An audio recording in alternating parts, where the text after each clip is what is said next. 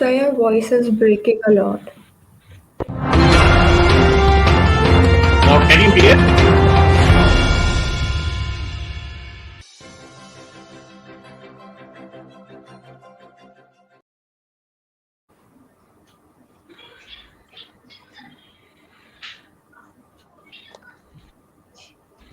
Good evening, friends. Welcome to Chetna Weekly Show. Earlier also, that 4th was Girl Child Day. 26th we celebrated Republic Day.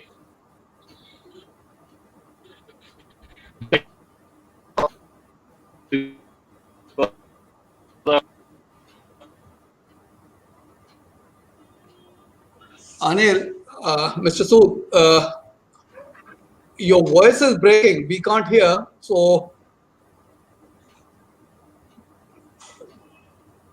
Diksha, why don't you? Okay, should I start? Okay. Yeah. Please go right ahead. Okay.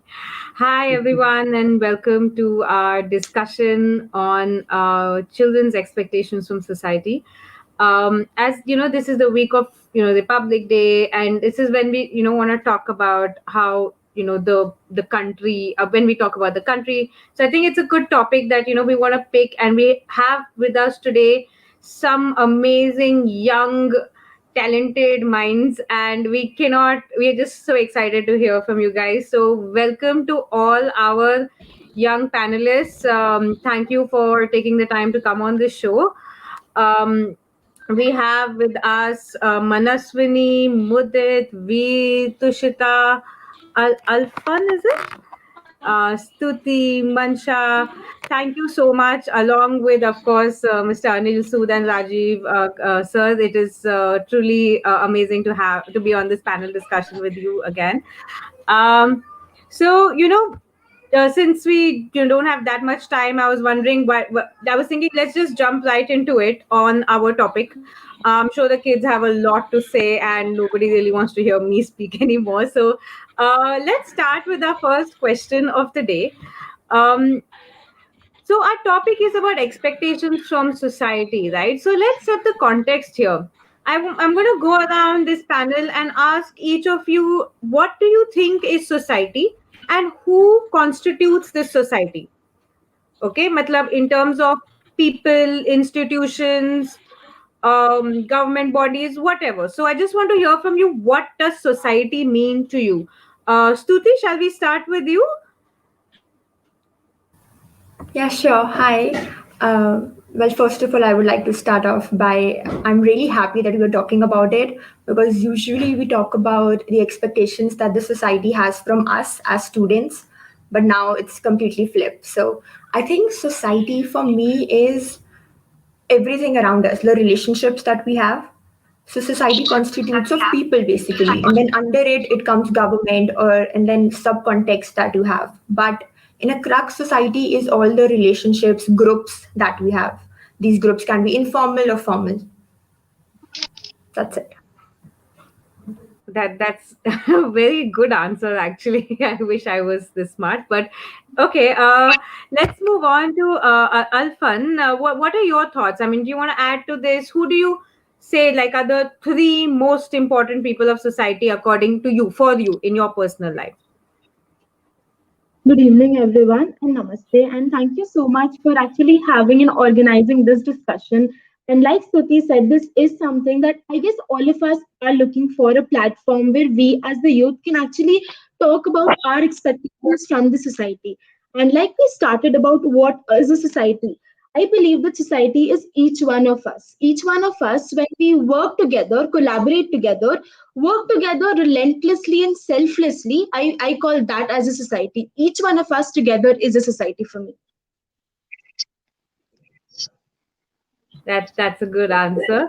Tushita, would you say your parents are part of society, and is your school also a part of your society? What are your thoughts on that? Sure, I guess my family and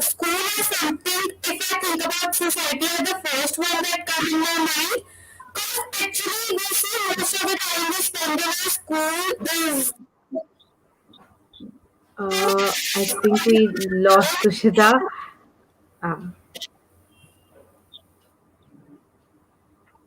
Okay, I think we lost Tushita and there's some problem with the sound.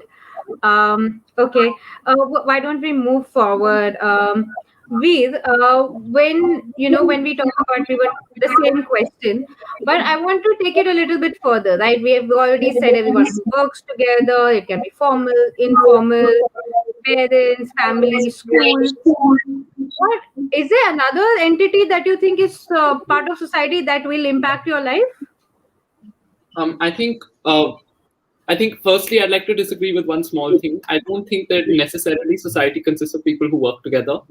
I think society consists of people in general, and I think that I don't think that there's any one part of society that is the center point of society. I think that there are many different institutions and many different groups of people and many different stakeholders who have a different level of importance as far as society is concerned. But I think that as far as I understand it, I think that the main stakeholders of society, when we talk about it in terms of who are the stakeholders of a society that constitutes a nation, it would be all three wings of the judiciary. It would be the voters, citizens. It would be and it would be a large part of the workforce, I guess. Yes. Yes, and that is absolutely correct. You're right. Society is not, I mean, if a society worked together, I mean, that would be utopia, right? And we definitely do not live in utopia. And you're right, it is judiciary, it is, the workforce. Yes. And, let me take it one step further. Manasvini, would you say the parliament is a part of society? Yes, in certain cases it is, whereas in other cases I don't think it is. When we hand out our decision makings to certain members of the parliament, the MPs, and let them take decisions on our behalf, we can call it a society because they're doing it on our behalf, right? In other cases, I don't think that it is a part of society. Okay. That's an interesting way of putting it. Though I do believe, Parliament is very much society when it comes to any citizen of the country, because they do hold the power to pass laws, right, in our country, to at least be a stakeholder in that sense. So tomorrow, if there is a Right to Education Act that is passed, which will directly impact you guys as students, right? Or if there is some, any act that gets passed, enacted, it first goes to the parliament. So I do believe most parliament does form a huge part of our society, and it is important for us to really get into the details of that. But let's move on from there. Mansha, coming to you, what do you think about coaching classes and companies like Bonvita? Are they part of society for you? Yes, ma'am. Everything which is related to human being is a part of our society. Society describes our everything, like our neighborhood, teachers, and the company. All the things are coming in our society. So I think this also are a part of our society. Thank you. Absolutely. Thank you for that. And why this is important is, we only think about a family or we think about a school, but there is a whole environment that is around us, right? So there is a company that is telling you, okay, आप ये coaching class करो, या go to this tutor as opposed to that tutor, or you learn this sport, or you learn coding, yeah, you have this health drink over that health drink, right? They're all Yes, things that are impacting your life. So yes, that is also part of society. Now, I think if Mudit left, Mudit, I have the biggest question for you. Do you think the Prime Minister of our country is part of our society? Yes, Part of society that impacts you? Yes, Yes. he is a part of society. Since he too is a citizen of the country. Aside from the power he can exercise, the power he has, he can make crucial decisions for the country. either development or its downfall. So aside from all that power, he follows the same laws and rules as we do, as a common citizen does. So he's also a part of society.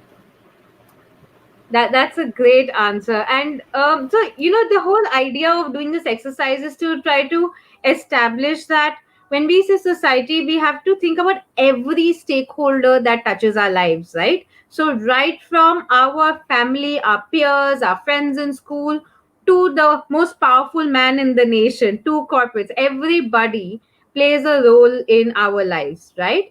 So now that we've set that context, how about we take it a little forward, right? So instead of just going on to your expectations, let's take this in a different way. um let's start with Mansha, right? Tell me, Mansha, what do you want to be when you grow up? First of all, good evening, everyone. I'm Mansha from class 12, pursuing in New Valley Public School. First of all, I'm thanking you that you give me an opportunity to share my views on the topic of expectation of a student from a society. I will classify the expectation of a student in a four buckets. One, first is teacher, second is school authority, third is parents, and fourth is neighbor. If I talk about the teachers, I expect from a teacher that don't create an unnecessary discrimination among a good and the average student. Sometimes they impact the confidence of a child and a student. Believe in a student. If teachers believe in a student and motivate him times to time, then they can do it and wants to learn everything. Uh, if I talk about my neighborhood, so I want to tell that everyone don't judge a neighbor's child by a government and a private school. Sometimes they judge a student. So I want that they don't judge a student.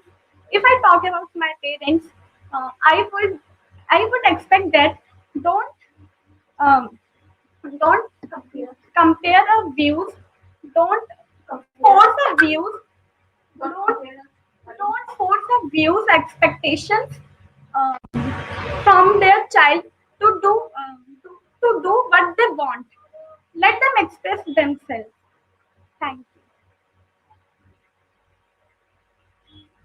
Thank you. Thank you so much for that, Mansha. And you've touched upon very important and deep, topics of, discrimination, bias. Hmm. The bias could be because of your background. It could be where you go to school, and there's bias on a lot of angles. It could be bias that somebody doesn't speak English very well, right? It could be a gender-based bias. And okay, now we have four girls and two boys on this panel. Now that we're on that topic, I wonder if any of you, and I want you to raise your hand up. This is not a classroom, but raise your hand up, okay, if you want to be the first one to answer this. Is that based on your gender, have you ever felt that your family or your teachers, anybody has discriminated or said, okay, you can't do this because you're the girl, or you should not do this because you're the boy? Has anyone felt that? You don't need to reveal any names or anything, just generally, if that's been kind of something that anyone has experienced. Go ahead, Akphan. Yeah, so when we talk about gender-based discrimination, firstly, there's just one small correction that we usually say that, have you been discriminated being a boy or being a girl? But firstly, this is something that we have normalized, that we always classify gender as boy and girl, and we forget to mention that there are other genders and we need to be extremely gender inclusive, and that is something that I feel we all are going ahead with. And talking about the gender discrimination that I have faced as a girl is the fact that when I went to Delhi University, there were many people around me who actually asked me that why did you come, being a girl, why did you come from Odisha to Delhi alone and just to study? And that was the question that most of the people asked me. And that was something that actually struck me when I know that there are other friends of mine who are guys And when they were never asked this question, because I thought in the beginning that maybe everyone who comes from Odisha is asked this question. But then when I talked to my friends, I got to know it was only me who was being asked this question because of the fact that I was a girl. And alongside this, I feel every girl here must have experienced this, even in schools, when let's say there is an activity which requires a little bit of strength, like as simple as lifting up a desk. At that time, the teacher usually asks that, is there any guy who can do it? Like we need two boys to do it. We never ask anyone, and that is how gender exclusive we have become. We have classified things so differently for girls and for boys. And I personally feel this is one experience that has made me realize that despite all of us being in the 21st century, we still have this in mind that a girl can only do these particular things and a boy can only do these particular things. That is, I mean, I love that you've talked about, being gender inclusive. What are your pronouns that you prefer? I prefer she and her only. Perfect. Okay. I'm so, in millennial language, that was really woke. I'm very impressed to hear that. And I think that, when I was a kid, I was told, until today, I have that fear of math because everyone just said, ye ladki hai, isse maths nahi hone wala hai. And while I used to top, I used to only score less in maths because of this fear, that everyone just put in your head, ke tumse nahi hoga, tumse nahi hoga, tumse nahi hoga. And as we grow up, I think, and you guys are quite young. When you grow up, you will actually see that how much more it can impact you for the rest of your life. And okay, so let's take another example. Does anybody else want to share anything that you felt was anything that was asked to you which you felt was discriminatory? Raise your hands. I think Manasvini had raised her hand last time. Yes, ma'am. I mean, in some cases, earlier back in the days, I had a boycott, okay, and then people used to ask me, "You're a girl, why do you have a boycott?" and stuff like that, and that was pretty discriminatory, and I felt really bad about myself after that. So yeah, that's it. And yes, that is an important point because the way you look, why should that be something? And society should not discriminate you on that, right? You're a girl, why should? I mean, you can do whatever you like. It's your personal choice. Yeah, it's my But then, yes. can I put in? But Of for the course. rock stars who, the rock stars have opened the avenues for you, because men there have, especially the drummers, etc., they have long hair. So, and I see a whole lot of men now having long hair, especially after the lockdown. Many people have, many men have chosen not to cut their hair off, instead sport ponies. So that line is thinning. Yes, and why go to rock stars? We have Ranveer Singh who is breaking these barriers for us. He wears gender fluid clothing, right? He'll sometimes wear the most bizarre outfits, and while we like to, talk about it, but the fact is he's actually blurring the lines and making it more gender inclusive, and we should be grateful for that. I mean, it's not about our personal opinions about any star, but when somebody does this, we should be kind of appreciative that, yeah, you see, he's part of our society, right? These celebrities, they kind of set the tone for how people will look at it. Yes, Rajiv sir. Yeah, and I was waiting for this long for one or two rounds of everyone have spoken. So I'd like to bring in another construct on which I'm really looking forward to some young minds speaking their hearts out on that. Because, when we talk of society is per se is a human construct. We have created this terminology called society. And that is what is wrong with our ecosystem as we go along. I think in the ancient times, people thought of the ecosystem as society. And that's why they respected everything around them. And by society, I'm a little wacky on that front, very frankly. But I believe that society is not just all about humans. Society is as much about environment, society is as much about flora, fauna, anything and everything that is around us. And when we integrate all other things into the ecosystem, like, instead of society, it is the ecosystem. Now, cohabitation comes into play, and that to me is an ideal society.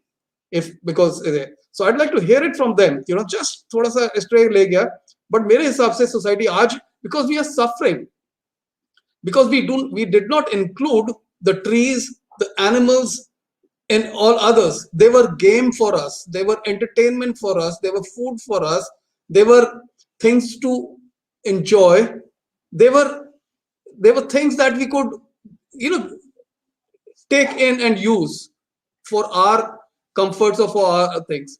So that's why, isn't it, I don't know how many of you have pets at home, cats, dogs, or whatever, and they become a part of the family. Isn't that part of a society? I'm just expanding your things so that we take this further and see how the young minds have to say on this. Please, every one of you, I'd like to hear it from them. How do they integrate? And please. I agree completely, and I believe that so I'm a climate activist. So I believe that it's closely linked to what I do. I've been part of the Fridays for Future movement. Recently, we've been protesting the fact that they're building a waste-to-energy plant next to Gurgaon. It's called the Banbadi landfill, where it is just now. They're going to build a waste-to-energy plant, which is going to pollute our air even more. And even for humans, it'll be difficult to live. But it's actually the plant will be situated in the middle of critically endangered forests, which are the Aravallis, which are, in Haryana, we have 3.69% forest cover, which is less than any other state in India. And the internationally agreed standard is 33%. So this is not even 1/10 of that. So I agree with you completely. And I feel that all this stems from a basic lack of empathy, not only for other humans, but also for other creatures, for other kinds of species, etc. So I believe that the one thing that I really think will make society flourish, and it's really my only expectation from society, is some kind of empathy for some kind of empathy to exist in citizens and in most stakeholders of society, because that's the only way that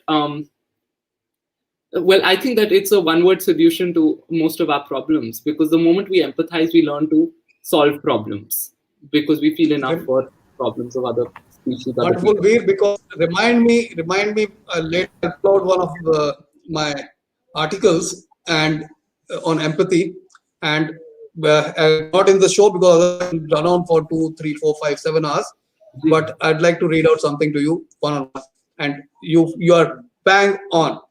Believe me, that's the only way. Let me allow me to pull out that particular piece of stuff that I had written, and then I take it forward. Okay, allow me to put out. Please carry on, Diksha. And ask everyone about this. Yes. I want everyone. Stuti, please go ahead. No, you carry on, but you carry on. Ask each and every one of them what is their take. I can see Akphan nodding big time. So go right ahead. First of all, before anyone else speaks, Rajiv sir, thank you for bringing this up. It's so critical, and what we said, it's empathy. But I feel even if you don't want to have empathy, be selfish for yourself, because finally this is the air you're breathing. This is the life you have to live, right? This is the environment you are living in. You are getting asthma. You are going to die of a disease because you are not caring enough for the environment. So it's not just empathy. Just be selfish. It's okay. But think about in a long term. I'll come to that. You're literally stealing stuff, and now I must pull that out and read out. Sure. Okay, I believe Stuti would like to say something about that. Stuti, please go ahead. Actually, Rajiv sir gave me a different perspective on this, because I think when I thought of society, I only included humans, and I don't know why that happened, but it was an unconscious thought of just including humans when we talk about a society. But what he says makes a lot of sense, and I think that's what happens, because when we don't include animals and our ecosystem around it, so we also take them for granted. Because when we talk about society, and so we are being inclusive, okay, humans, and we want to build a healthy society, so we work towards it. But if you're not including animals, our plants, so we of course will take that for granted and exploit them. So I'm glad I have this different perspective now. That's wonderful to hear. Shall we, Tushita? Do you have a thought on this? Yeah, I think actually I also never thought about including animals or anything else in except humans in society. But now that I think about it, it's actually important to have them. Like it can't be complete. It can't be complete about them. Thank you, Tushita. Actually, is it just me or is anyone else also having some Yeah. audio trouble with No, Tushita? I think it's crackling. Yeah. It's crackling. Okay. Sorry, we were not able to fully understand what was being said, Tushita. You could just check your headphones if you could. The mic. Um, I could, if she your could lower mic, the yeah, volume, if you could and then just try doing that. We would love to hear your thoughts on this, actually. While Tushita does that, let's move to Mudit. Mudit, what are your thoughts on this? What do you think about society and environment? I think that the environment is also a part of society, since it's all a chain, a food web. It's all basically a web. The trees, plants, they provide us. We consume from them. But now we only care about ourselves, not even ourselves. We are basically destroying the planet, and we should not do that. Yeah, the environment should be included in a society by us humans.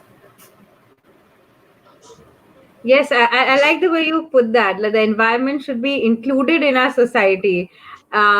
When actually the environment includes us humans, right? And imagine how it's completely switched, where we have to say, okay, we need to include the. I mean, we are just taking, like what he said, we're just consuming, right? Why we're not giving anything back, and this brings us to the expectations part. So now that we've established that the environment is part of society, and we are here talking about it, but what should our society be doing for this? I mean, I'm so happy to know that you're part of the Fridays for Future movement. So you are part of society that is doing something about it, right? What are the expectations that you have from your society to take care of the environment? I mean, I think that's the next part I want to talk about. Manasvini, do you have a thought on this? Yeah, I do. I mean, what I think is that I expect that we should be taught from a really early age that the environment is everything that we have, and we are borrowing stuff from the environment, and we're not giving anything back. So basically, we should be taught to respect it, to keep it clean, and there should be cleaning drives. I mean, it wasn't there before Modi ji came here to power. We should have done that before that itself, and that we should still continue it, because I still see people throwing plastic around like it's like anything. I mean, it's just garbage, and they're throwing everything here and there. Yes, I that's a good point. We have to care about cleanliness, but one thing is cleanliness. But if you take a step back, why are people throwing? Why is so much garbage being produced? It comes from consumption, right? So Yeah. Akphan, I want to take this to you now. So yes, the part is there that we're treating our planet like a big dustbin, right? But what is your thought on consumption? Can you live with a few lesser gadgets, a fewer toys, fewer games? I mean, can you think us as a society that we can do that? Can we reduce the amount of shopping we do for our clothes? What are your thoughts on that? So here I have two basic thoughts. The first one is that when we talk directly about environment as a part of the society, here I am a part of Project Mifaya and I'm also the head of Project Swabul, where both the projects work on waste management and directly there is a new term that has been developing which is called social entrepreneurship. So here through social entrepreneurship, we try to build entrepreneurs So we basically try to provide better job opportunities for the underprivileged by affecting the society, as in by affecting the society positively. So under Project Swabun, we recycle the used soaps from hotels, which was done by the acid attack victims. And currently under Project Swabun, we are also working on preparing a composting pit. Now, when we talk about consumption, the major problem here what lies is that even if we talk about the educated class of people, most of them fail to understand the difference between being educated and acting educated. So here, like when we ourselves go on visits and interact with people, we realize that the people who are not very educated, who are underprivileged, are connected to the society and they're grateful for what they're having. But when we talk about those people who are extremely educated and are having all these facilities, that is where they feel ungrateful for everything that they're having and they take it for granted. That is the reason why, although when we talk about the educated and the privileged class here, although the consumption, decreasing consumption by them is quite difficult. But what is easier is whatever they consume, that needs to be disposed properly. Let's take a very small example, the organic waste that is produced in a house, a vegetable peel. Now, this is something that we know is organic and can be easily biodegradable. But when we mix it with other things and when we throw it in the garbage and when this lands out in the landfill, this organic waste in itself loses its power to degrade itself in the rate it should have. And that is exactly where even the organic waste becomes as harmful as the other waste. So is where how much is it going to harm us if we just purchase a composter which costs about 1,000 rupees, and if we just put our organic waste there and when it turns into compost, we use it for planting trees. So somewhere or the other, why don't the waste is also a thing that is generated from the environment by us. So why not give back the same waste into a productive form to the environment so that it helps in the cycle that is completed and at the same time actually does not affect the environment negatively. So I feel that what is essential is that the educated class need to learn on acting educated rather than only being educated. That's that's very powerful, and it's such lovely initiatives you're working on.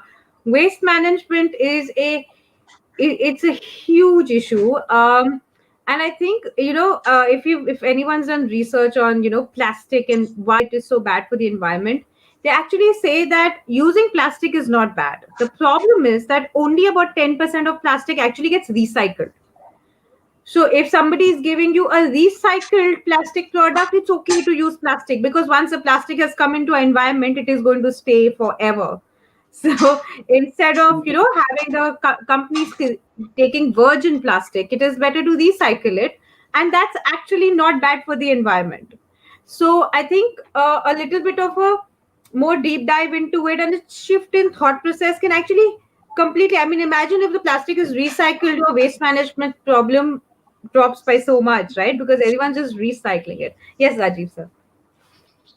When you say recycling, also today only, there is an initiative in Bangalore where they are trying to educate, as Akphan says, educate the educated that when you buy a wrapper or a chips or any other sachet or whatever, what we do is we snip off with a scissors or tear off just a small piece of plastic and then pour out whatever we need to.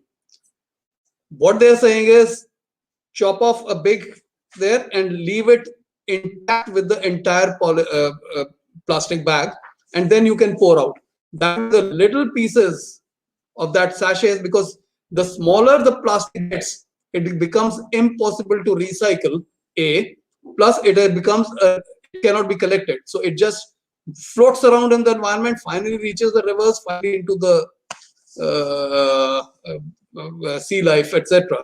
So we have to be very careful. We have to be very, very responsible, and the responsibility of that should very frankly to be with the producers of such packaging. They should first design how to eliminate it or how to recycle it, how to disposal. They should first design a disposal mechanism and then design a packaging mechanism. Please take it forward. Absolutely. I mean, like large organizations like HUL are actually coming up with reusable packaging. A lot of them are doing this. Many organizations have actually taken a pledge that by the year 2030 all their packaging is going to be from recycled materials. I think Adidas or Reebok, one of them, has actually come up with a range of shoes from recycled plastic, because shoes are huge, they pollute a lot. We don't realize, but they are one big polluter. Shoes, clothes, fashion industry is the second largest polluting industry in the world, and we don't realize These that with fast fashion. sachets, little pouches of pan masala, shampoos, creams, and what have you. They may be, the more convenient a thing is, more dangerous it is for the environment. But everything we buy and everything we consume, all of it has some amount of plastic in it. You might think that you're buying, like a shirt which you bought to support the farmer, support the handlooms or something of that sort. But even in that, without realizing it, because we buy so many shirts, each shirt has 10 buttons which are made of plastic. And if we buy 100 shirts in a year, then that means we have 1,000 tiny buttons worth of plastic which each citizen buys every year. And so I think it all stems from all of us having the need to buy so much. I think firstly we need to cut down on that. We shouldn't feel the need to buy so much. We should only buy what's necessary. We should reduce consumption. Secondly, I also think that you were talking about the companies. I think and how companies need to look at ways that they can start using recycled plastic. I think companies need to start looking for very easily biodegradable material, because to give you a bit of perspective, the first plastic toothbrush ever made has not yet biodegraded today. So it still exists somewhere in some sea in some part of the world. So I believe that the whole system and the whole way we look at things and we look at objects and the need to buy things needs to evolve. We need to reconsider some things. I don't know. I keep butting in, and I keep butting because you guys give me so much to say. Let me share with you the first toothbrush that you said. In our times when we were growing up, we didn't have these elastic pants. We had that nada kind of a thing, salwar mein wo, we used to do that. And in every home, once the toothbrush were designed, it had a bit of a hole at the back, and what used to be, people used to chop off the head, the brush part, and then use it as a, tie it at the other end, and then to it to take it through the pajama or petticoat or salwar or whatever. So that there was a, and they were big time in practically every household those days. Some of it was used that way. Now we separately buy a toothbrush and then we buy that thing for that nada. So again, plastic increasing, yeah. Yes. So this is getting very interesting. So I think I want to give you guys a little quiz, a pop quiz, okay? Without Googling, nobody can Google, okay? The question I have is, how many liters of water does it take to produce one shirt? Does anyone know? Anyone wants to take a guess? No Googling. I think it is 20 to 40 liters. Okay. Any other guesses? 10. I don't know. 50, 60. Okay. Mudit, do you have a guess? 1 to 10, in between 5, 7, not that much. Okay, let me give you the answer. It is 2,700 liters of water goes in manufacturing one shirt that everyone is wearing.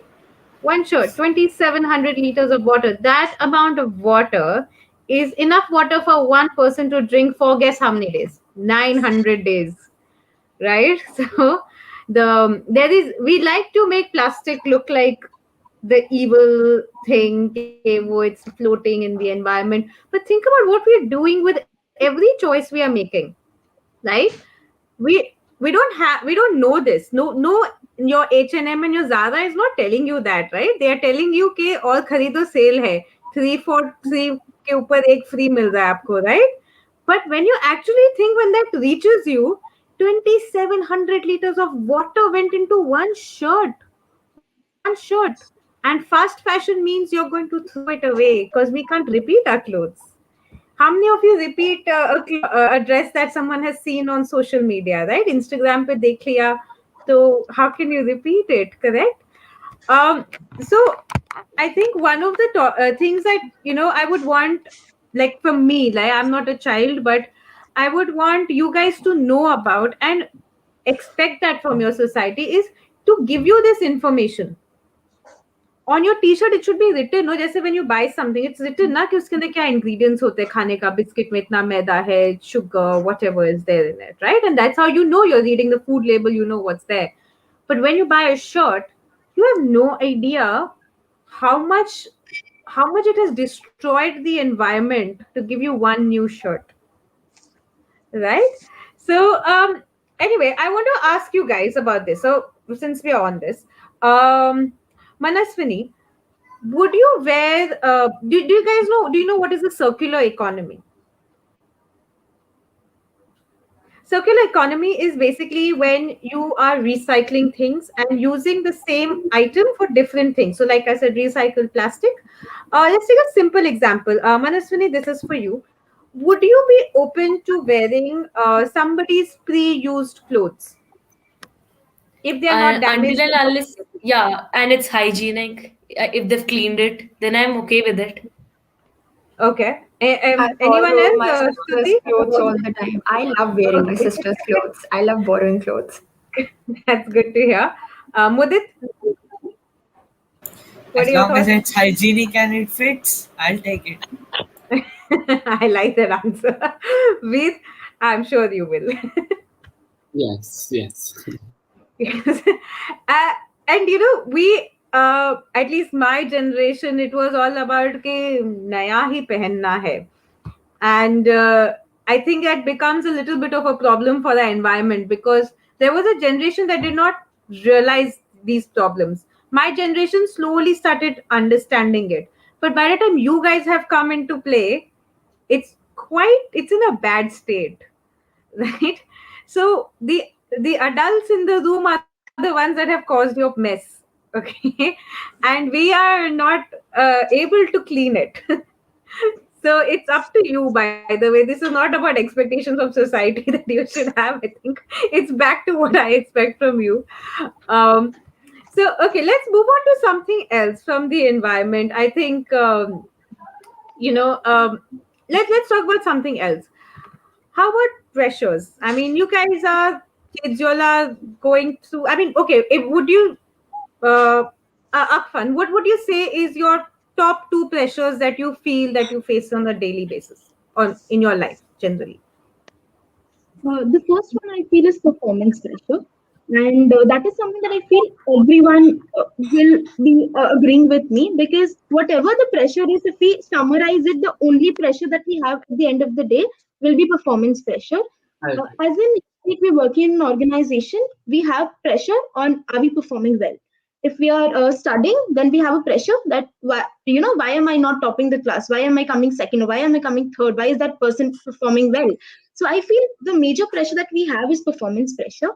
And even if we talk about the environment as a whole, when we work for the environment also, again there also comes a performance pressure in some way or the other, because there are other people who look up to our organization for doing something for the environment, and when we do not do it to the level that they expect, again there is performance pressure. So for me, one of the biggest pressures that I face on a very regular basis is performance pressure. And yes, I think that is the basis for how we behave for the rest of our lives as well. I mean, you're right. I mean, I'm sure Rajiv sir is also, I don't know, you look like a very calm person. Maybe you don't have any pressures. I feel under pressure all the time. And it takes a lot to get out of that pressure, Stuti. Shall I give you a tip? Yes. Pressure comes while competing. You must think in terms of, I want to do my very best. And more often than not, 90% of society is not willing to do the best they want to do, that they're capable of. So you are way ahead of your competition the day you decide that I want to do my very best. because all humans. And then another aspect: learn, understand, study yourself, and decide your parameters, what you are really good at, and excel in that, because everyone has one or the other talent. Every single person is superior to another in certain spheres. There are many such things. I could go on and on, but keep these two in mind, and pressure is gone. The world is not going to fall apart. It's what pressure is coming. Will I be successful? What do you mean? What is success? And in whose eyes? Are you successful in yourself? I could make a lot of money, but I'm not making too much money. Why did I decide to get into activism? I said, oh, seen it, been there, seen that. There's no real fun because the race never ends. Even Mr. Adani and Ambani are still striving to be richer. That's so well said. I mean, I think. Oh, we have Mansha back. Welcome back, Mansha. Well, why don't we take the next question to you before you get logged off again? Thank you, ma'am. Mansha, we're talking about pressures that you guys feel in. So, what is what are the top two pressures you feel, and what do you think your society can do to help you reduce that pressure? Ma'am, can you please repeat the question again? I'm having a network issue.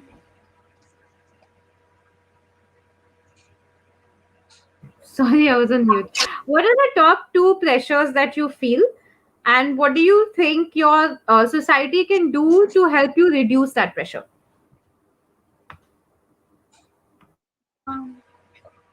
I think ma'am first main pressure तो यही होता है कि gender issues सबसे ज़्यादा होते हैं जो सोसाइटी में फेस किए जाते हैं, और कंपैरिजन बहुत होता है सोसाइटी में। मतलब बहुत ज़्यादा कंपैरिजन करते हैं कि ये मतलब बंदा मतलब पर्सन रिच है, पुअर है, इतना कंपैरिजन है कि सोसाइटी में कि इस वजह से भी बहुत सारे जो हमारे मन में मतलब कहते हैं ना गिल्ट सा आ जाता है कि यार ये क्यों है। तो आई थिंक ये मेरे लिए टॉप दो है जो सोसाइटी में ज्यादातर देखने को मिलते हैं।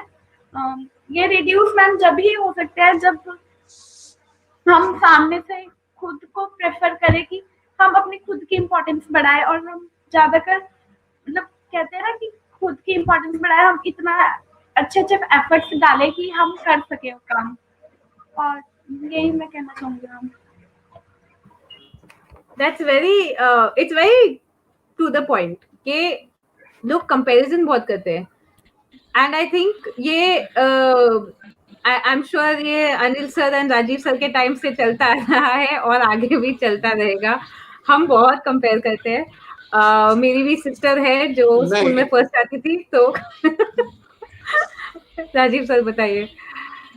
हमारे टाइम में प्रेशर थे, but I think societal pressure इतना नहीं था जितना पेरेंटल प्रेशर था। So what I am trying to say is now the pressures are because of this being bombarded from all over. Like we used to take life lots simpler. I was so lean and thin, itna patla tha, itna lean tha. So people used to tease me and I used to take it very. आज की तारीख में बच्चे भी ना, they become way more conscious. Whether you're fat, you're bald, you're ugly, you're this. What is ugly? Ask your mom. Like even today, don't you say my mom is so beautiful? Ask your neighbor. There would be many others who might not be thinking that way. In other words, you got to understand beauty is within you. The more you love a thing, the more you'll find that beautiful. Rajiv, sir, I wanted to say something on that. I think yes, when you were a kid, or when you were saying, right now our generation is also more exposed to hate. You didn't have social media and you didn't get those comments. Like, we can say love yourself and everything, and I think it comes from within, of course, but we can also say that we're more exposed to people being mean. They can be mean without, because there's no face. You can make an account and you can be mean as much as you want. and it really affects your self-esteem. And also you said that pressure comes from competitiveness. I wanted to add, it also comes from expectations that people have from you, no matter how much you try. But the expectations that society as a whole, your parents, your family, that those expectations to be like the best version of yourself for them, that also gives you a kind of pressure. If it helps you any, let me tell you, humans have been the same. Ram से लेके आज तक हम बदले नहीं. We haven't changed. We have, whatever. अगर exposure level कम था, then हमारा दायरा भी छोटा था. But उसी दायरे में और तरीके थे. Let me share with you. I was a kid, thin, lean, and my name is Rajiv Kakria. Today I think it's a very powerful name. And people used to tease me, kakadi, bache, right? So much so, I said, listen guys, I need to change my surname, but I did not. We carried on, and people will tease, people will do things, but over a period of time, as you grow old, it impacts only the kids. Today, when I said, okay, when I have two daughters, I said, chalo shukar hai, ये नाम निकला, हो क्या रहा है, लड़कियां बोल रही हैं हमारे को ये वाला नाम मिडिल नेम डालना है, I want to carry on with the name. So तुम क्या करोगे? सो वो जो छेड़ थी वो आज उनकी प्राइड बन गई है. So you go to really take it that way, take it on the chin. There are, and this is just one of the examples. There are color, height, bald. I don't know. There are people will not leave you, and the social media, it's in your hands. Why do you even want to be on the social media as much? रहो वहाँ पे, जो आपको चाहिए वहाँ पे ले और उसमें करो, and do not let it affect you. Anything that affects you means you are not cut out for it. Stay away from it. I block people who say rude things to me on Facebook. जाओ मेरे तुम्हारी सुन लेनी. And that is the right attitude. ये words of wisdom वापस नहीं मिलेंगे. Everyone, बच्चों अच्छे से सुन लो. Rajiv sir has actually said it in a very wonderful way, because that's true. What is this social media pressure? Right, I was actually waiting to hear about social media pressure, because I do believe, yes, academic pressure and everything is there, but this social media pressure is very unique to your generation. It wasn't there before this, right? I mean, I think I was 21 years old when Facebook came out. I sound very ancient, but Facebook is not that old, okay? So, for us, it was okay, the photo dal di, few people are there, who cares, and even until now, I think for us, we're not able to really post that much. It's not in our nature, but you guys are a generation that has grown with it, right? I mean, TikTok was such a big part of your lives, and now there's Instagram, and there was Snapchat, and I can't even remember the names of these platforms. But how do you think that it affects? How many of you put up selfies on social media? Raise your hands and tell me. Right? Okay, 3 people. Why do you put up selfies? Who wants to take that? Akphan, why don't you tell me? Why do you take a selfie and put it up on social media? Currently, like you said, that we are in a generation where we need to be very socially active. And socially active previously usually meant, when we spoke that we are very active socially. It used to be, we used to go for parties and we used to meet people physically. But currently it has become a technology-based socially activeness, and we need to be updated constantly. And that is a kind of pressure. But like Rajiv sir said, it's all upon us, how we take it, and do we want to normalize it or do we not want to normalize it, or how do we want, and how much do we want social media pressure to actually affect us, particularly affect us mentally here. So if you ask me personally, I upload a picture in social media because that is the trend. What is the trend? It is to keep yourself updated. A proper picture with a proper background, with a dress that is not repeated here, and again with a proper caption. And that is how people judge you these days. It's actually judging you on how you are as a person. And I feel that is something that, again, we need to work on, and we need to bring about a change in this mentality where we need to, come out of the rectangles and we need to see people in real. I like that. We have to get out, not see people in rectangle. That's very nice. I Diksha, I have a I workshop. genuinely Yeah, find I have a workshop called self-expression through self-discovery.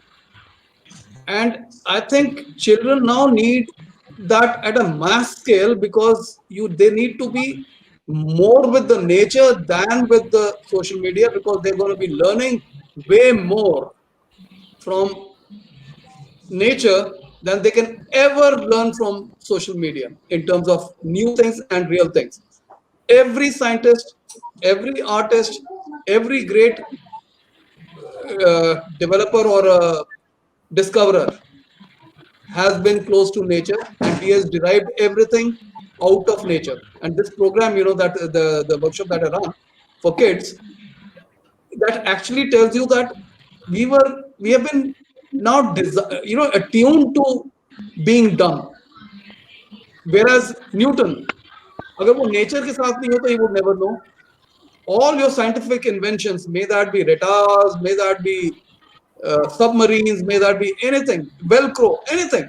It's all by observing nature that they have come by. And I give you, in that workshop, I give you about 15, 20 examples. And people say, oh, and very simple. So observing nature is the best way of learning. Be with nature. You don't have to be a loner, but there is so much to learn. So I think social media पे दो time उसको entertainment की तरफ रखो, learning tool अभी nature ही रहेगा. So I agree with you there, and I think that it's very important to understand that they can be mutually exclusive. So I don't think of the rectangle that you spoke about. I don't think the rectangle is a way. I don't look at it as a way of other people to define me. I look at it as a way that I get to define myself, and I get to define the way other people define me. So I look at social media as a way to control my own narrative.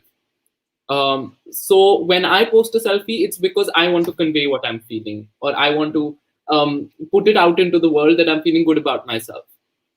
So I believe that social media, I mean, everything has its pros and cons, and of course, it's the social dilemma going viral about a few months ago. The view of social media has changed quite a bit, but I still don't look at it as, I feel like it's a great place to exchange ideas.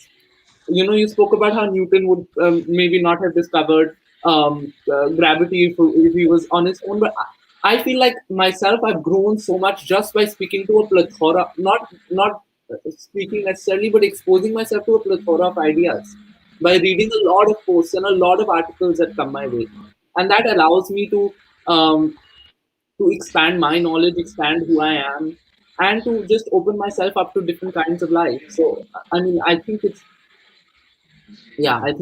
has two sides to it. So. Just bilkul, I and don't I will think just expand it a little bit.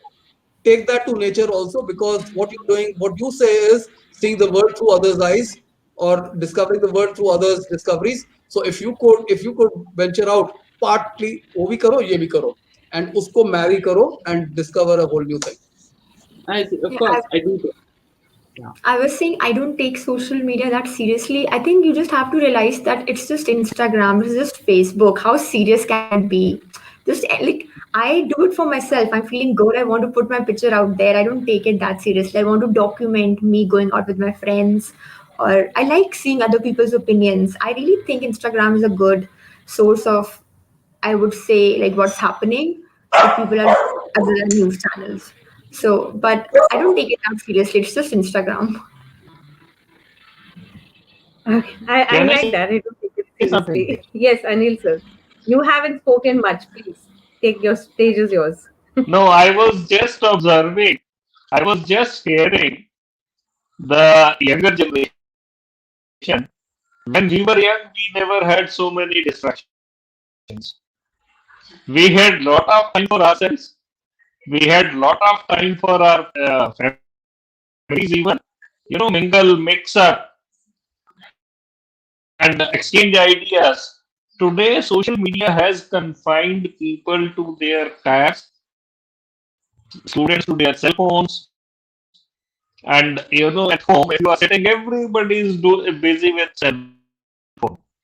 And again, there is a disease which doctors may start writing very soon, text neck, because we are busy with texting. So text neck would nothing but cervical. Social media has its own disadvantages, and if you want to use social media for positive, there is huge possibility. You know, I use social media number one to search my old friends and class fellows,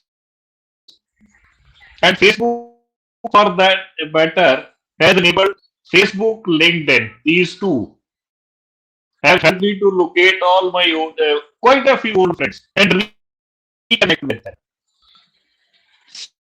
Similarly, I use Facebook only to gather information. Number one, and also exchange information. I don't accept there's political statements and all. I ignore all that, and those who are political, I block them. Today, we all are sitting on this panel is because of Facebook. Because Facebook connected us. So, it is up to us how to choose, what to choose, and what not to choose. Again, indulging with nature will give you much more insight than just connecting with the social media. And again, the most major disadvantage what social media has today, it's polluting mind of the people, of the children. There are dedicated groups. There are paid groups. Those who post insensitive messages either on Facebook or in on this Twitter or Instagram. Everywhere you see, they post the messages which are not relevant for all of us, majority of us. So therefore, using social media should be restricted. Number one, as per your own choice. Number two, I just wanted to ask one question. As society, we all are very well informed. Does the political system also impact your rather our society? Is there any impact of political system in the country? Let me go to Mansha first. Mansha, please unmute yourself.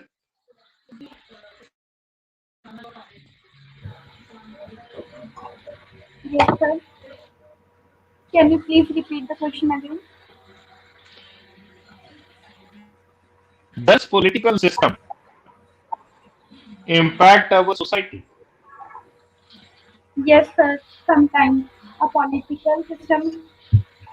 Um, yes, sir. Sometimes a political system affects our society because of in a political system. Politics. Every human being, every human being is a part of our society. So politics also a part of our society. Um, when we making a law जब हमारे law बनते हैं सब कुछ होता है वो society के अंदर ही आ जाता है हम अब जैसे कि अभी रिसेंटली जो फार्मर्स पे हो रहा है वो सब एक सोसाइटी के अंदर ही है कुछ लोग कहते हैं कि हम एग्री कर रहे हैं कुछ नहीं तो आई थिंक सोसाइटी का पार्ट है politician Thank you. Veer, please unmute yourself, Veer. Yeah.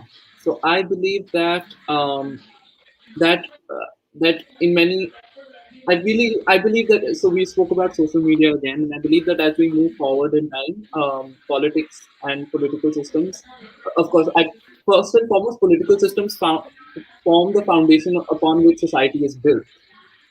It forms the rules that we live by, the laws that govern us, are a result of the political system that has been chosen for us or that we have chosen. Um, um, and I believe that that political system, in many ways, impacts our expectations of the society, especially in a democracy, because I mean, and none of us, I mean, most of us panelists here haven't chosen them directly, but I believe that the people choose the leaders based on what the leaders have promised of them, and then the voters have the right to expect something from these leaders. So coming back to expectations, I believe that expectations from society in general are shaped by political, and I'm speaking political here, of course, strictly in terms of parties. Our expectations are decided based strictly on politics when we speak of society in general. And yeah. Okay. Akphan, please All right. unmute yourself. Like we said, that since we are in a democracy and we are electing our representatives out there, so we need to understand that it's not just the political, but when we also talk about political, economic, social, all of these environments are interrelated with each other. So whatever the political system does, it does affect the economic, the social, and the entire society as a whole.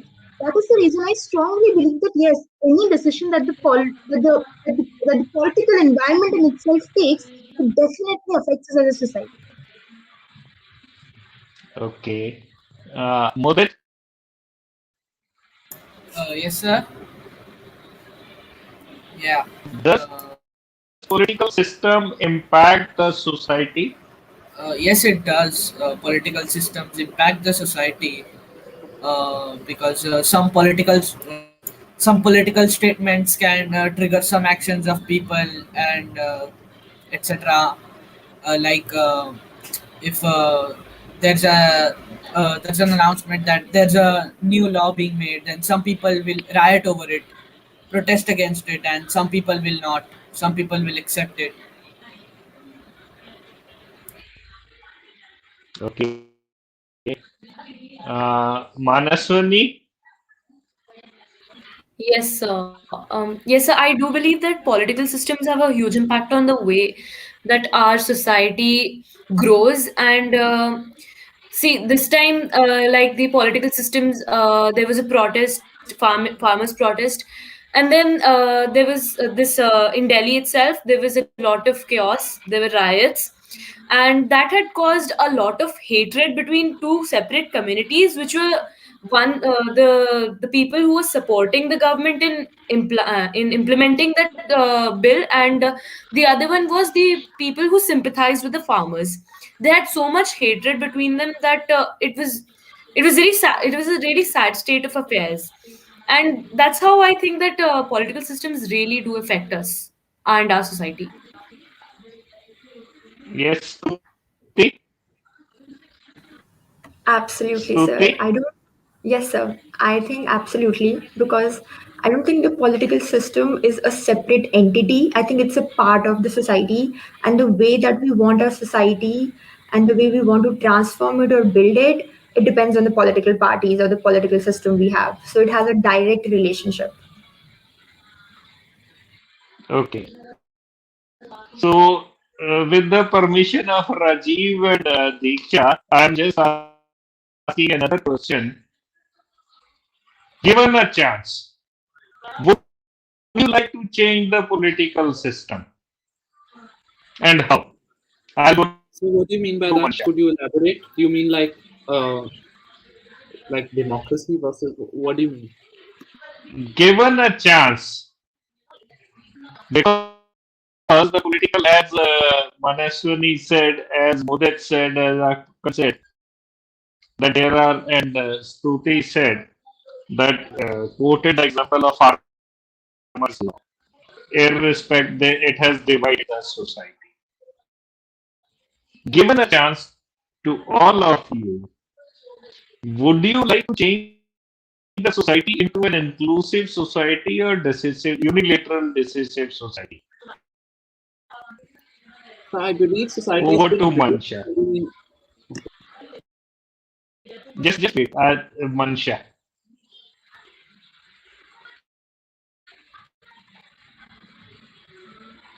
Mansha, how would you like to change the society? Can you hear me? Mansha, can you hear me? No. I think Veer was about Okay, to answer that, so allow him. Yeah. yes, I yes. think No, society no has been individual. built I'll ask. to be inclusive, but Yes, Veer.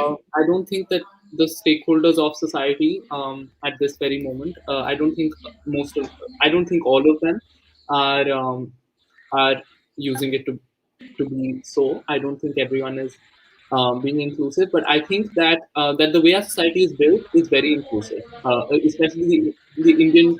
Um, the Indian Constitution has built society, has perceived society to be extremely inclusive, as per me. I'm sure there are others who would hold a different opinion.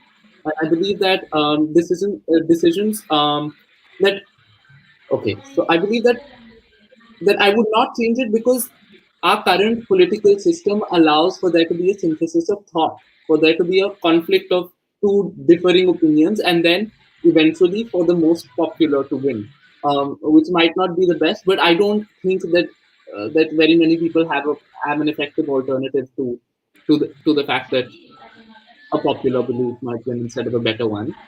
But no, I would not change our political system. Okay, fair enough. Akpan,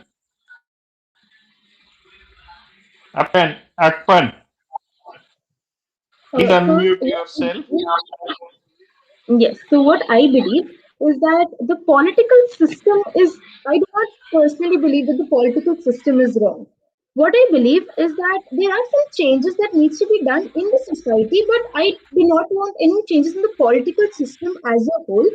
And at the same time, what I strongly believe in is that there are some players in the game of politics who might be someone whom we do not like or whose thoughts are conflicting with us.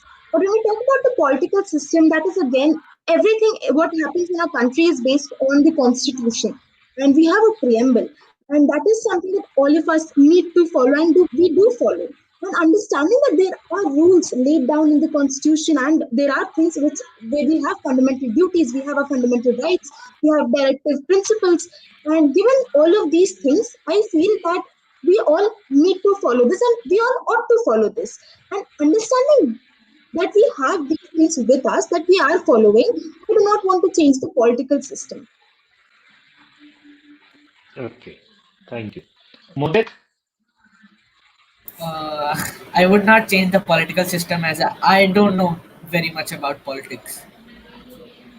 I don't like to dwell okay, in that area. thank you. That's okay. Manasvini, So I believe that on a theoretical level, that our political system is one of the best in the world. But when it comes to its practice, when it comes to its implementation, we are lacking, and it isn't in a great shape as of now.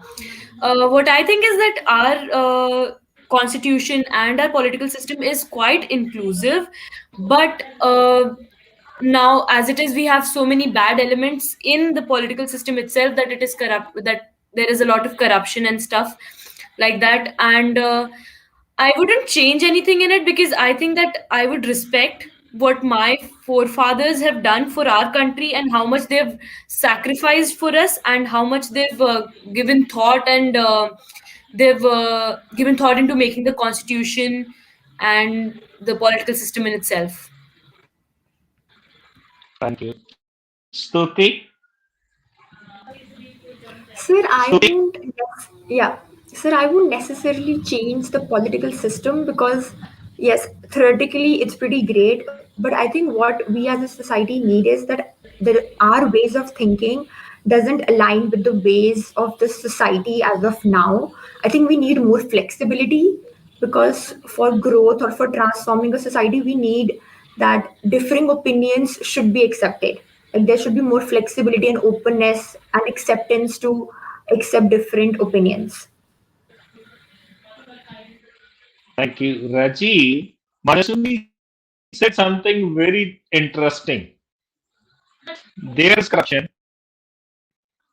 We need to value the values inherited from forefathers and parents. And still, our younger generation doesn't believe in changing the political system. Despite the corruption which has eaten the fabric of the society, what is this? Rajiv, unmute yourself. Unmute yourself. Yeah.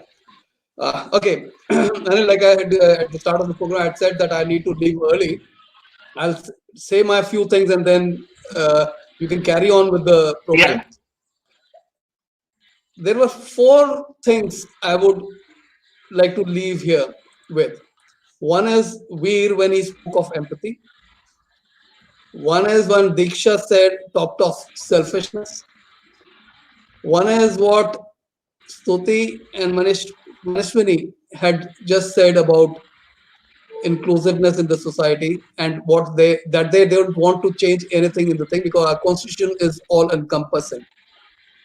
So I had at this when Veer had talked of empathy and Diksha about selfishness, I was reminded of one of my programs, which I keep talking about, and in one of the talks, what I say, all I say is let every human being become selfish.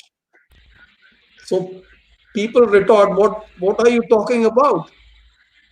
So let me read out what you're saying because that will be faster instead of otherwise I'll go into. In that, what is the best way? What I tell you is what is the best way to know what is just or right? आपके लिए सबसे अच्छा या ठीक क्या है वो only selfishness आपको दिखाएगी because and then I say I have a 2-step formula on how to get to that. Step 1 is practice selfishness. Selfishness is also self-preservation. जब तुम अपने बारे में इंट्रिंसिकली सोच लेते हो तो आपके सारे जो है ना self preservation instinct is naturally conditioned to safeguard your self interest and self preservation. All the bodily antennas, twitch, tremor, sweat, goosebumps, increased heartbeat, nausea, etc. ये सारी चीजें fear, all those bodily antennas जो हैं वो function आ जाते हैं जब तुम्हारे पर कुछ चीज होने वाली होती है. You're happy, you get goosebumps, oh yeah, you get nauseating, oh this thing tension से आता है, butterflies in the stomach. All the bodily functions are best tuned to cater to your selfishness. So अगर आप उनके हिसाब से react करते हो, come into play informing or warning what's the best for one's self-interest. ये सारे जो parameters हैं ये आपको warn करते हैं what is best. Isn't there a contradiction in this being selfish and being just or right? ये तो obvious question है. अगर selfish हो अपने बारे में सोच रहे हो तो isn't there जब हम बोलते हैं what is the best way to find out what is just or right, तो how can selfishness do it? Ayn Rand के एक fountainhead वो सब पढ़ लेना, वो भी selfishness को बहुत अच्छी तरह से define करते हैं. तो I go to step 2. I say practice empathy, like Veer had said. Selfishness with the validated by empathy will give you the answer. Yes. Farmers कैसे treat होने चाहिए, पुलिस वाले में empathy हो जाए कि इसको डंडा मार के बताना है कि नहीं उसकी just demand है. Empathy अगर आ जाएगी, क्या मैं अपने लिए ऐसी चीज चाहूंगा? नहीं, तो फिर उसके लिए क्यों चाह रहा हूं? So why can't we find a just solution? So allow me to give them. An individual's actions must always be validated by. Here it is important to differentiate between sympathy and empathy. Sympathy है बेचारे को चोट लग गई, empathy है उसको चोट लगी, कितनी दर्द होगी मेरे को जब चोट लगी थी कैसी दर्द थी. I don't want him to suffer that way. So sympathy is to feel bad for someone in trouble, while empathy is to feel emotions of the person in trouble, as if it was happening to oneself, akin to entering into another's feelings. An empathetic person will mostly be just, fair, and caring towards others. Philosophers have dealt with it in deep. The thing इसके ऊपर empathetic validation, be selfish and validate it with empathy. You'll get your answer, and that is what society needs to develop. Thank you very much. मैं थोड़ी देर में जैसे मेरे घंटी बजेगी कोई आएगा तो I'll leave. Thank you very much. Goodbye all. People have talked more. Thank you very much, Rajiv, for your excellent ideas as usual. Now, Veer, given a chance, would you like to eradicate corruption from the society? Of course, I would. But again, looping back to what you said, I don't think corruption is the fault of the political system we're in. I think it's a fault of the people who are in that political system. So yes, given a chance, I'm just asking specific question. I'm not equipped enough. Just pause here. Given a chance, it's neither corruption is neither political nor non-political. Given a chance, would you like to eradicate corruption from the society or not? Of course I would. That if you want to eradicate corruption, would you like to change the society or not? No, I would not like to change society. I would like to change the thoughts of some people in society, but I don't think I would like to change society as a whole. Okay. Mansha. Yes, sir. Yes. Given a chance to you, would you like to eradicate corruption from society?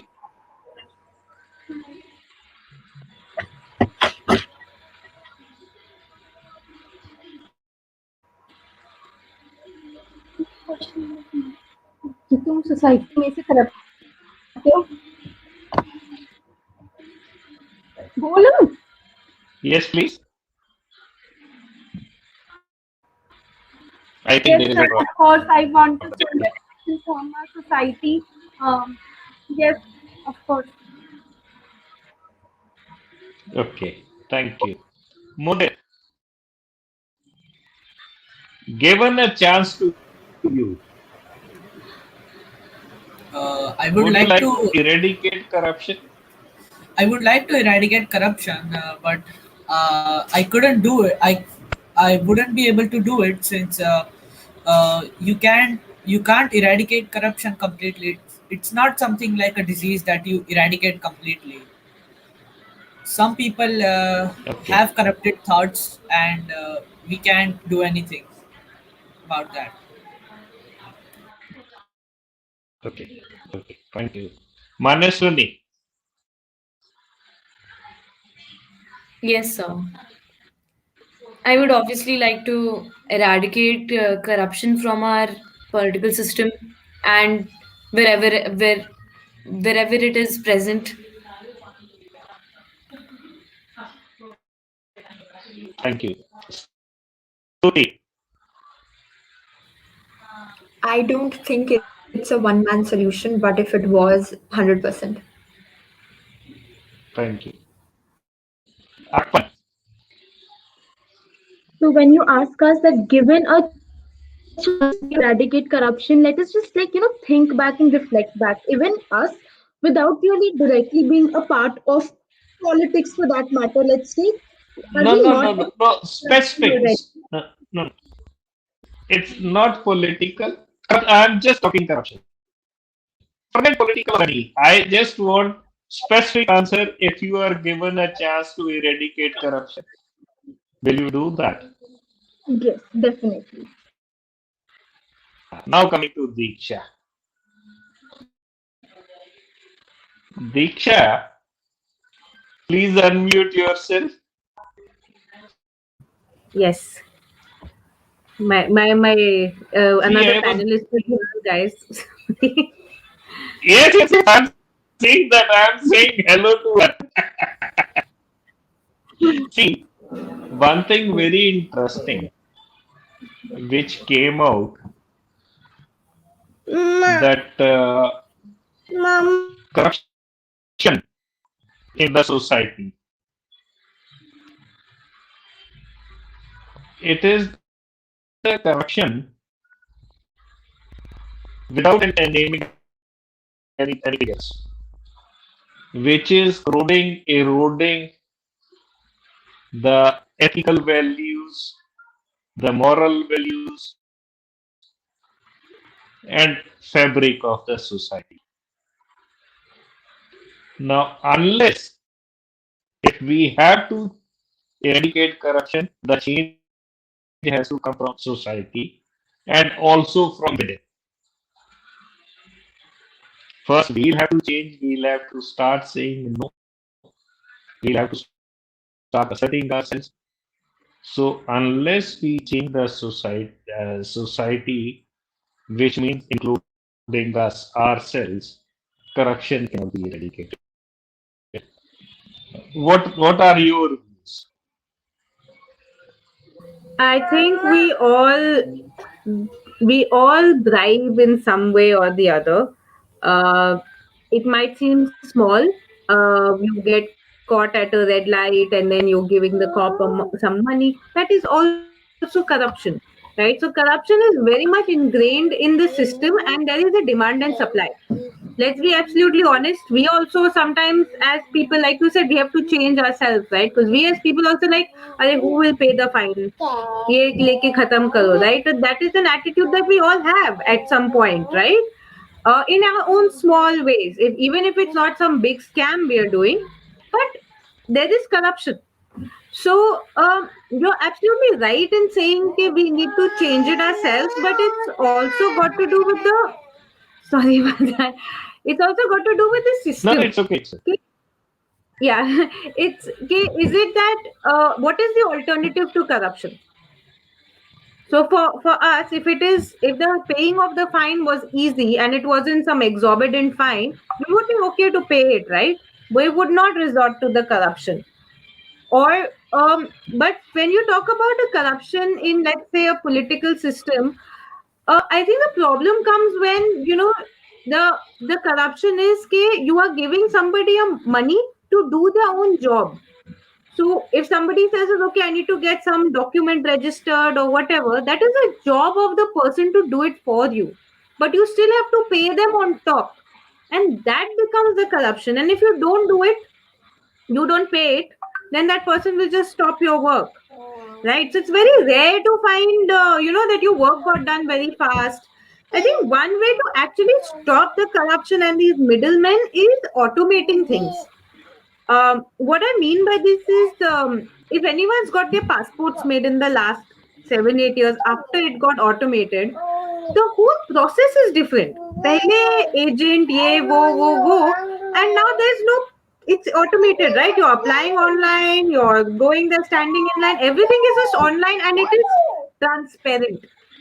If you create a system Yes. that does not allow for corruption, the moment there's a loophole, there will be corruption because we are human beings. That's a fact. So I I'll think just that's share with I'll share one example with you. Not one, two examples. My son, I think they were studying in, elder son was studying in 10th. So in the evening, I was returning home.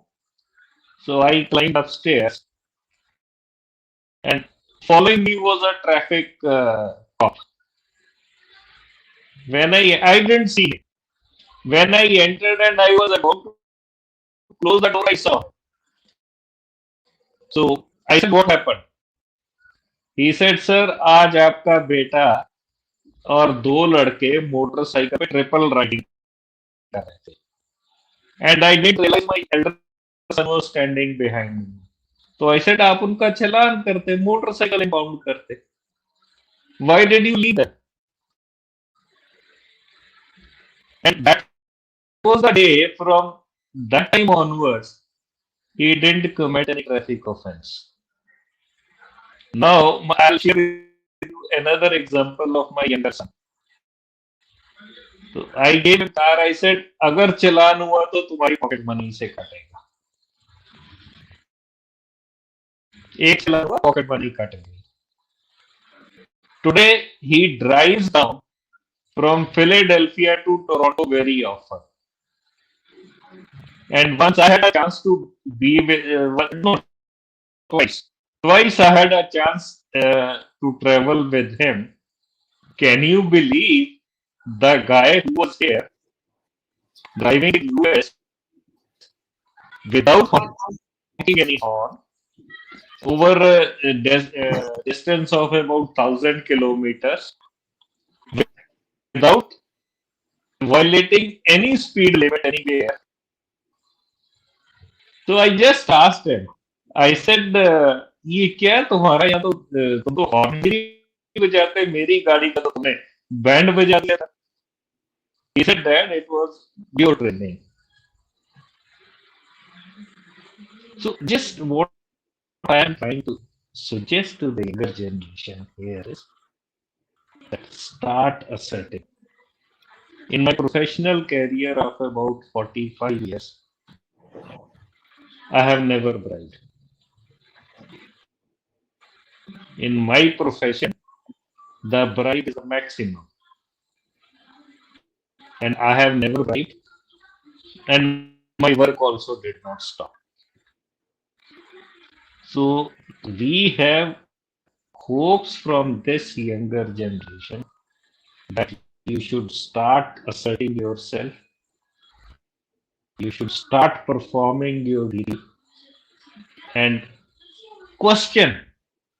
If somebody questions you that, okay, if somebody comes to you that you have committed this offense, question him how and why. Don't give up. But first thing is perform your duty. So when we have to perform our duty, first we have to change ourselves. The moment we change ourselves, we change the society.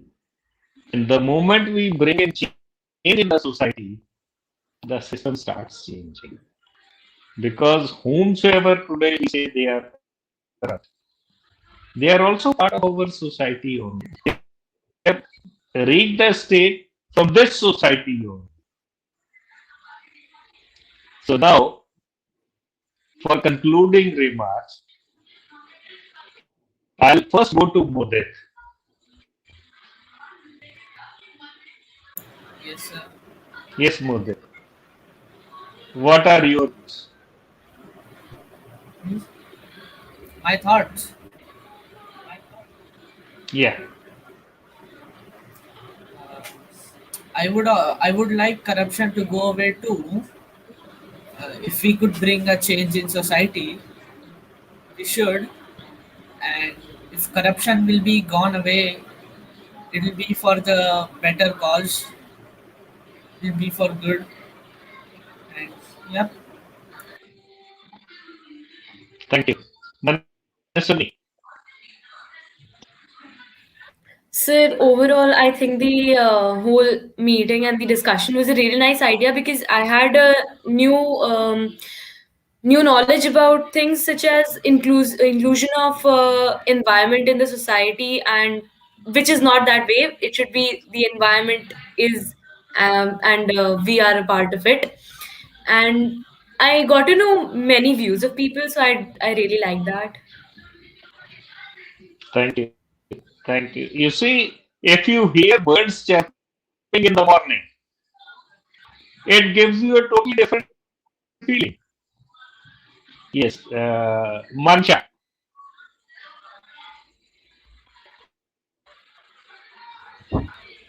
Yes, sir. First of all, we have to change ourselves first, and then we have to think about the corruption because of as like as Nam said, corruption is everywhere. Everywhere is corruption. So if we make our self control and if we made our if we give a first priority so that we can control our corruption, we have to make change first. Thank you. Okay. Veer. So I think that I think everyone said really important things today, and I think we can all take a little bit from all of them. And yeah, that's about it. Okay. With everything that we discussed, what I would like to conclude is that I envision a world that does not make excuses. A world that focuses on what is right for all and not what benefits a few. A world that works not just for ourselves but together, including the environment, and where we work with joy, honesty, collaboration, relentlessness, and selflessness. I want that not just the society, but it's along with the youth. It's the youth as well as the society together develop a world which is a better place to live in, so that people don't just rest in peace, people also live in peace. Yes. Stuti. I would like to say that I'm very grateful I was a part of this conversation. I learned a lot of things. I think all of us have a little bit of saving the world or changing the society in us. And even if we start by ourselves and if we change our own selves, I think that's a good start. Thank you. Yes. So, Diksha, review to conclude. Over to you. I just want to say, I mean, I'm so happy to have been on this panel with such amazing. I mean, I don't want to call you all kids because you all are young adults who are already doing things to change, Yes. the world. And I'm just happy to have made your acquaintance for that. And thank you for teaching me that, I mean, I would want her. She's not even 3, but when she's your age, I want her to actually know that it is possible to make a change on your own, and if something doesn't feel right, you guys have such beautiful thoughts about it, and not just thoughts, you're like going out there and taking action. So that's amazing, and congratulations to you guys, and keep up the good work. So yeah, I'm wrapping up by saying that I am expecting you to save the society. Yeah. Even we are looking forward this younger generation to bring a change. Intellectually, we are no less than anybody else, any other country. Mentally, we are no less. Knowledge wise, we are far ahead. So, why not to change yourself to bring in change in the society? With that, I thank you all very much for joining us, and I am hopeful that yes, you all will be our goodwill ambassadors. You all will contribute to the society for a better change. Thank you. Good night. All the best.